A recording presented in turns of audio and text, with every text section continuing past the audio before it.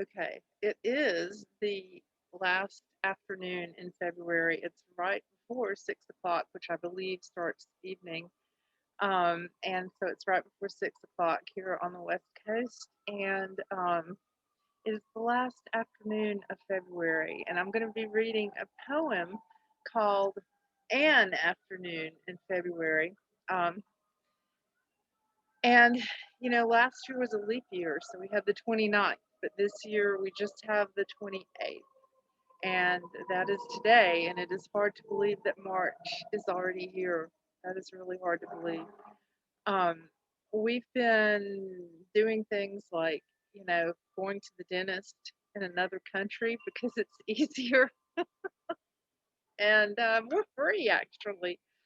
Um, and also going to a place that if you're in Southern California, you should check it out. It's called Riley's Farm, and we went there yesterday, and it's it's in a place called Oak Glen, California, and it is on private property, and I think they've been open this entire time. And we went yesterday, and they had a Valley Forge reenactment, which was really, really cool. And they had a guy there that, and the boys had a picture taken with him, and he looked so much like George Washington, and it was pretty obvious. And he also had the demeanor of what I think of as a statesman and a president. That's not anybody I remember as president who actually had that demeanor. Um, but this person really did. He carried himself well, and at one time it was his job to lead a militia, and he just carried himself with a lot of poise and authority that was really coming, I felt like, from the inside, because a lot of people look really good on the outside, but they don't have that confidence from the coming from the inside. And this George Washington guy did. He really did. I wonder, I mean, he had on the George Washington looking outfit, but I'm wondering if he looks like George Washington, like if he did today, probably not so much if he's in like a t-shirt and jeans or something, or a suit, a modern day suit. I guess he was wearing sort of a um, suit that they would wear um, a couple of centuries ago or so. So it was interesting. Wow, it's been longer than a couple of centuries since 1776. That's hard to believe. And already we're at the end of February 2021. So Riley's Farm, I would highly suggest going to. I will say that my IQ, I feel like my IQ went up a couple of points because there were either people who knew a lot of stuff about stuff in the a couple of hundred years or so ago, or there were people like us who we were just really anxious to learn those things. We had a lot of questions, and the people who work there and do these reenactments, and they had a blacksmith shop set up and an archery thing, and they're all really good um, at having knowledge of whatever they're doing. Like there was a guy who worked with guns, and I found this really fascinating.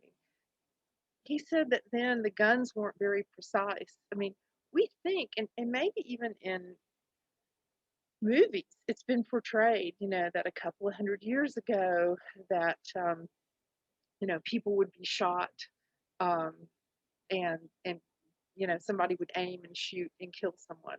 But the reality is, according to what this guy said, and he knew a lot about ammunition and weapons and that kind of thing. And he said that the guns weren't that precise, and in fact, you could shoot, and you would shoot in the general direction, but you couldn't really target any one person. And in fact, the bullets or the ammunition, I'm not sure what they were called but at that time, but the ammunition could actually go, in a slightly different direction than what you planned and maybe miss the person completely or whatever. And the way the soldiers looked at it, and I thought this is really cool, a cool way to look at things in a war situation. Well, a cooler way to look at things than, hey, let's kill everybody that's an enemy, which is really how we've been taught that that um, things were back then. Um, but the reality is that the soldiers fired in the general direction of the enemy, and th- their thinking was, we'll see if it's God's will if this person gets hit or not. So after a certain point, the ammunition became sort of went over to, is it God's will that this person live or not? Now I know if you don't believe in God, that may seem a little strange, but um, that's such a better way, I think, of dealing in a war situation than, you know, hey, we're going to just shoot all these people, which is how we've been taught it was. But to, here, I'm going to shoot this person. I don't know that this person is going to get shot, um, even though I'm aiming it in his general direction. Um, so I thought that was really fascinating, and leaving that element up to what God wanted, even acknowledging God in all of this. To me, people just don't do that much anymore.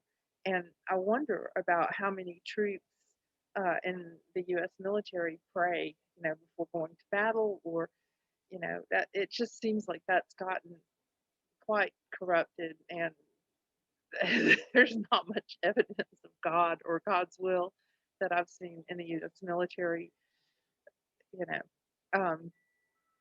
And so I just thought that was really interesting, and that was the mentality. These people had a different mentality, and one thing that has shifted for us, I mean, okay, these people, let me clarify that. People in the 1700s and the 1800s had a much different mentality, especially I think in the early 1800s, had a much different mentality about stuff than we do today. Of course, some of the things that they thought were, much more advanced and intellectual. And uh, then in the past year, you know, our thinking has shifted so much. We've been somewhat forced to shift our thinking, to another. So it's to another way of thinking, to thinking that it's normal to see sick people all the time, or people in masks who are pretending to be sick or maybe sick.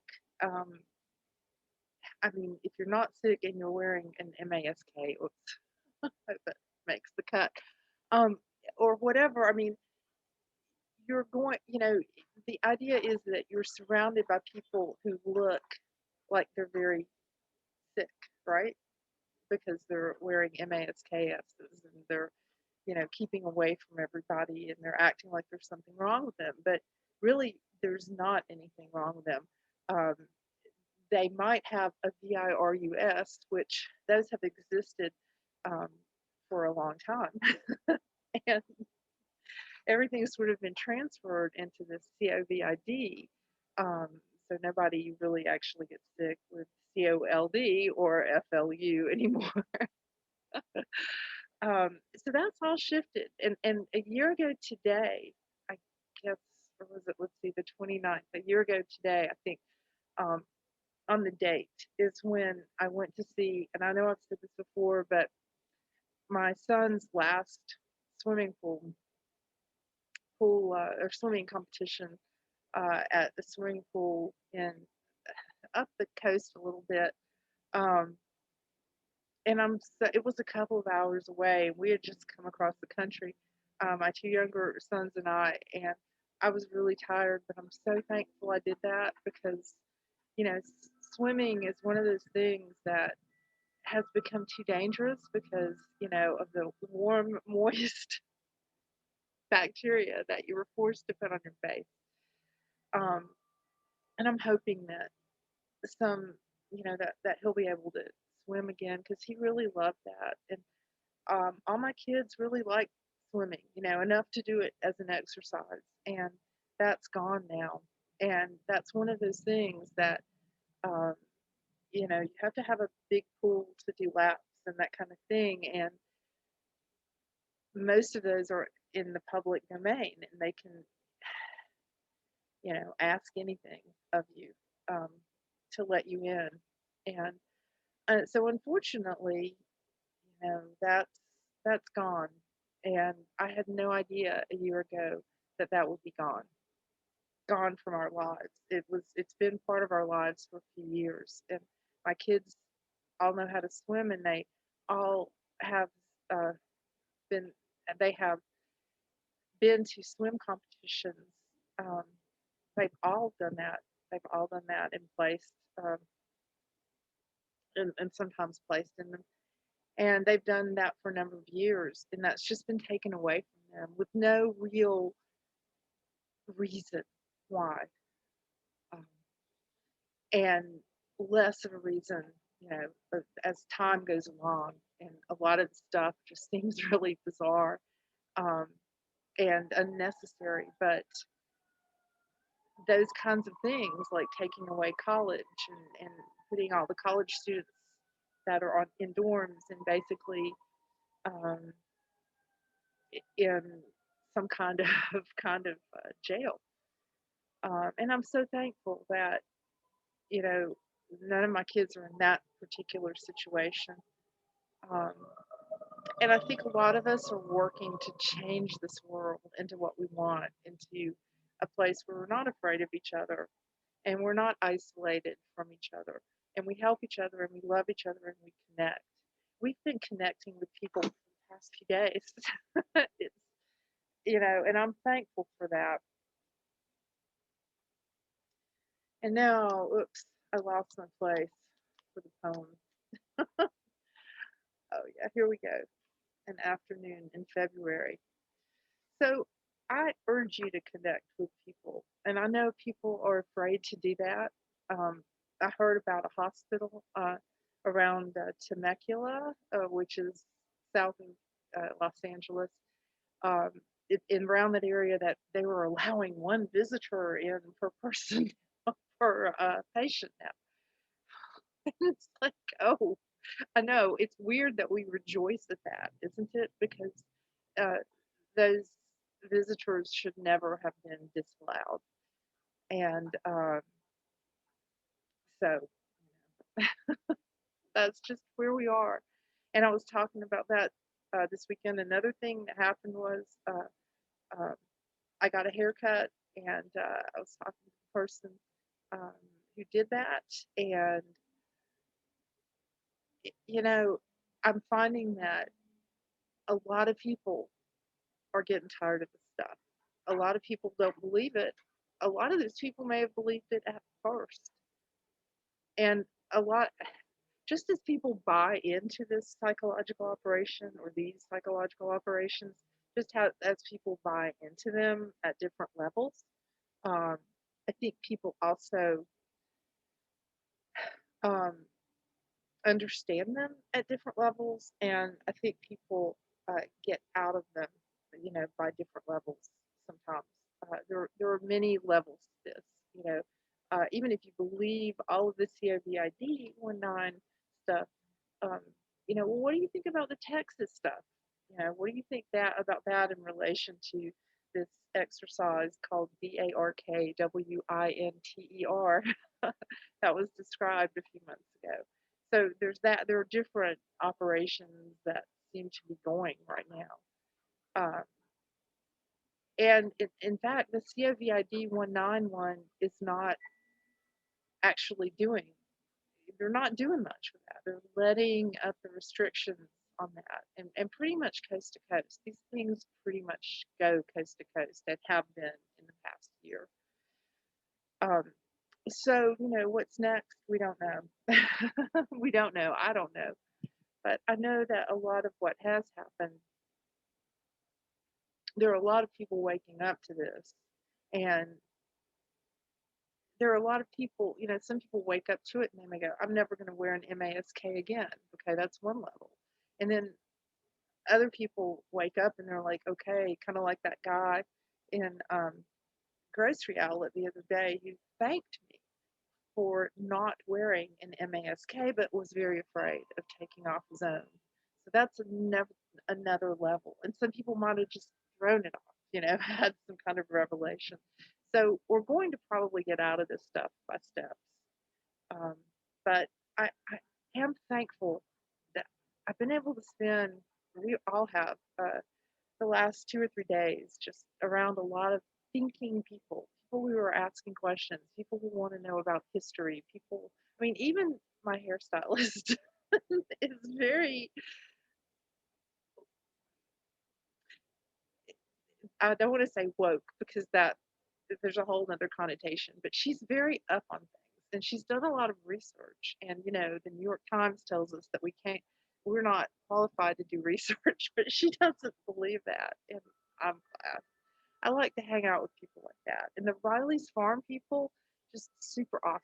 Everybody was either learning or if they were either learning stuff like we were, or they were telling stuff and relaying knowledge. And they were doing all this in the characters of, um, the late 17th or late 18th century.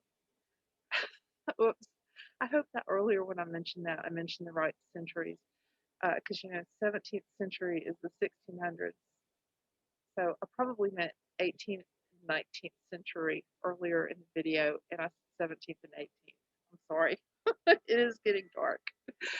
Um, but anyway, around the time of Valley Forge, around the end of the 1700s, um, and that is when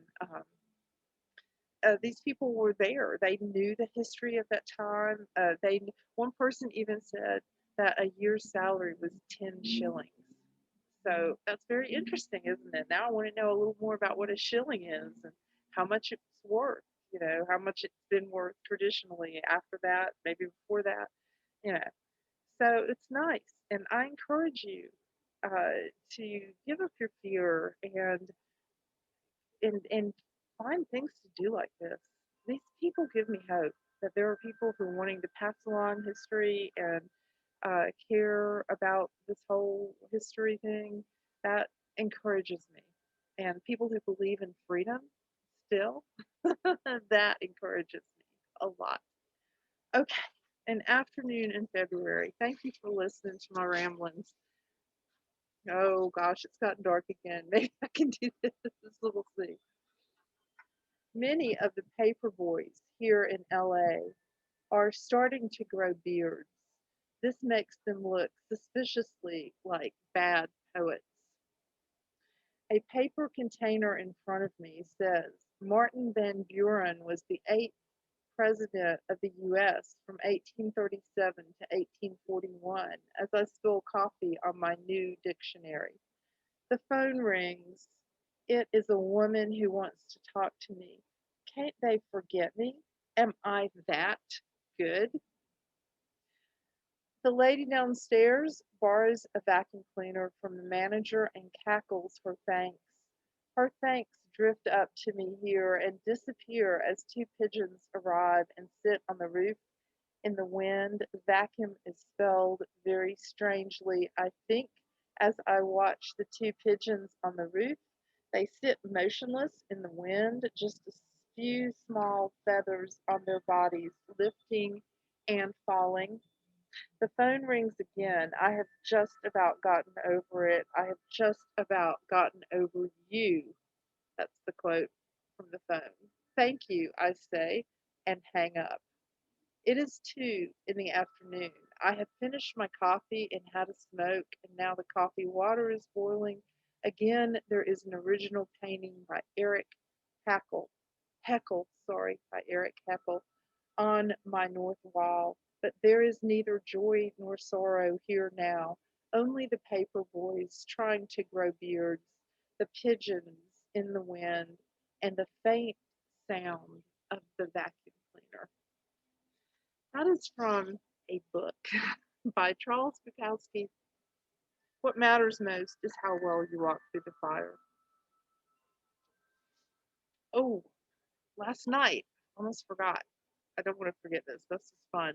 We went to a movie theater in Southern California that somebody had rented out, and you could go in and you had the option of wearing an mask or not. It ended up being uh, $5 each for us, and we got to see a really cool movie from the '80s that none of us had seen, and we so enjoyed it. And we sat in uh, a theater like a normal person, human being would do, and I was just so thankful um, that we got to do that last night, and I appreciate that person who thought of that. Things are popping up like that. People are thinking of ways to get around these rules, and everybody who came in that theater came in there voluntarily. We knew what we were going to see, and we got to order food and eat it at the place where you come in. They were showing, I think they were showing other films as well, but we got to do that, and it was so much fun. I really enjoyed that, and it's the first movie we'd seen in a while. So things like that really, excuse me. Oh, that's probably the chemtrails, but oops, I'm not supposed to say the aerosol spray that a certain billionaire thinks we need over the sun. Now, I think also, and normally at this time of year, there's a lot of stuff blooming around here, and there are allergies. We've all been doing that, even the dog, and it's occasionally a little bit stuffy. And you see that, they probably turned all the allergies into COVID one night. But okay, that's all I have for now. Thank you all so much for listening. And again, I'm not giving advice, but I just encourage you, if you feel led, to learn something and to talk to somebody. Those things help us as humans, I believe. But that's just me. You do your own thing. And I hope you will have a wonderful evening.